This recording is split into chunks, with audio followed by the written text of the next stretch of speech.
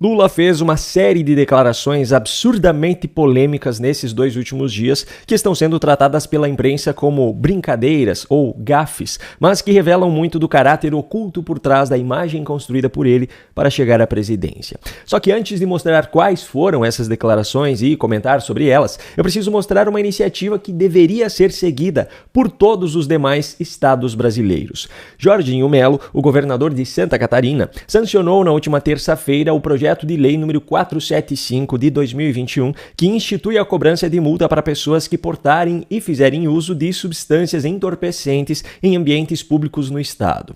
O texto desse projeto de lei é de autoria do deputado estadual Gessé Lopes e havia sido aprovado pela Assembleia Legislativa de Santa Catarina no começo desse mês de julho.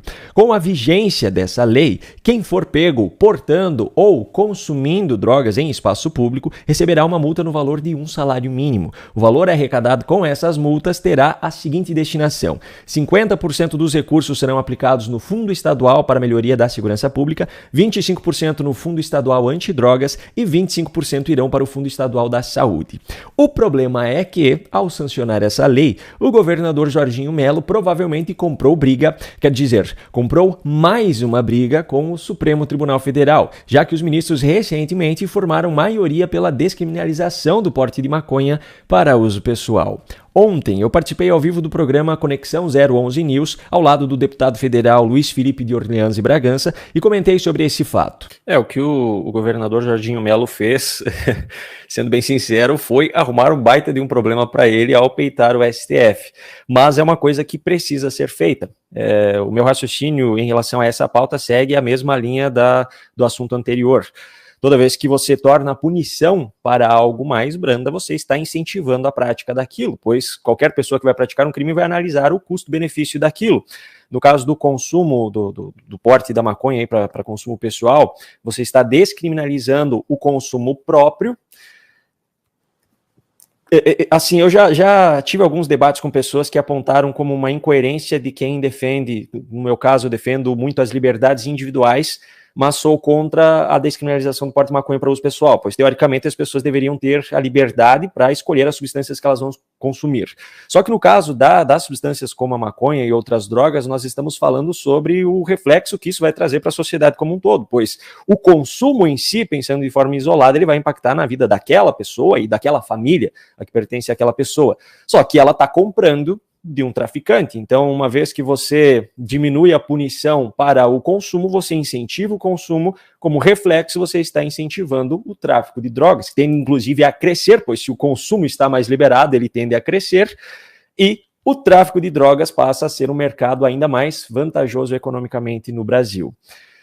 O que eu posso dizer? É uma negação da natureza humana, é uma negação, como se vamos descriminalizar o porte de maconha para uso pessoal, as pessoas vão passar a se conscientizar agora, o ProERD vai revolucionar o país, vai fazer as pessoas passarem a deixar de consumir. É ilógico isso, é ilógico. Então, eu não acredito que essas pessoas que defendem essas ideias sejam tão ignorantes a ponto de não pensarem nessas consequências, o que me leva a pensar que tem interesses sombrios por trás disso. Bom, agora eu preciso deixar de lado o bom exemplo para mostrar os péssimos exemplos vindos do presidente da República.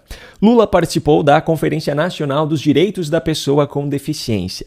E logo no início do seu discurso, ele já falou sobre o puxão de orelha que levou de Janja. Eu tenho um discurso por escrito, que eu cobrei muito dos meus assessores ontem, e eu tenho que ler esse discurso, porque senão eu não leio, eu falo tudo de improviso. Eles ficam chateados. Poxa, a gente escreve com tanto carinho, a gente toma tanta bronca do Lula, e aí ele vai para o lugar com o discurso e joga o discurso da gente fora e fala de improviso.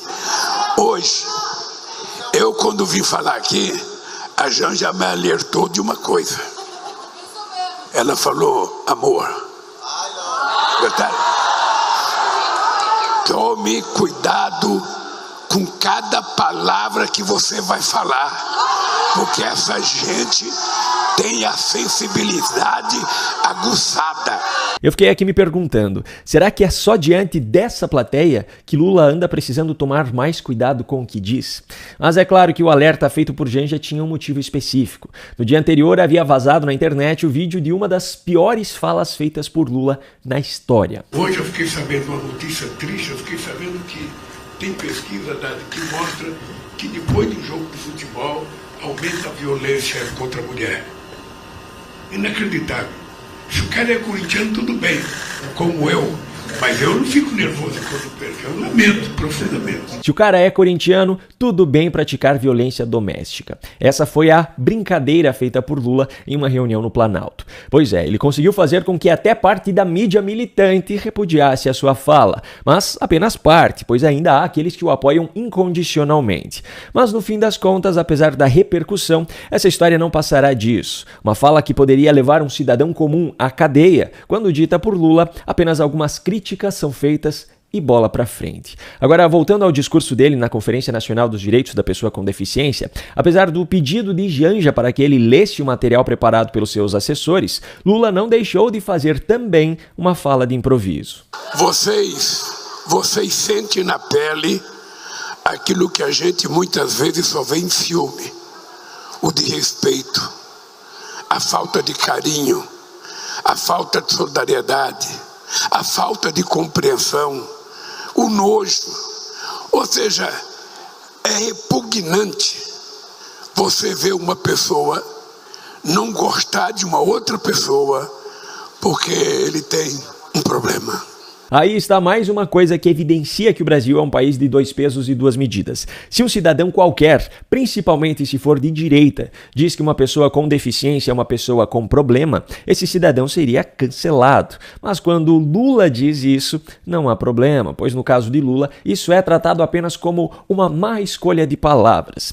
E por falar em más escolhas de palavras, ao discursar de improviso, Lula ainda veio com essa. Eu brigo todo santo dia no governo. Todo santo dia. Porque toda vez que a gente vai discutir um assunto qualquer, sempre aparece um artigo no jornal, sempre aparece um artigo na revista, sempre aparece um comentarista na televisão para dizer, não, vai gastar muito. O líder de um governo que gasta centenas de milhares de reais do dinheiro do povo brasileiro para comprar móveis luxuosos para a residência oficial do presidente, que gasta em um ano quase 27 milhões de reais em reformas nos palácios presidenciais, que gasta 60 mil reais por diária de uma suíte de 520 metros quadrados na Arábia Saudita para que o presidente fique hospedado, que gasta quase 14 milhões de reais para um contrato de um ano de internet no avião presidencial, entre vários outros gastos, agora tem a cara de pau de se mostrar surpreso com o fato de que toda vez que algo é discutido no seu governo, a expectativa é de que se gaste demais.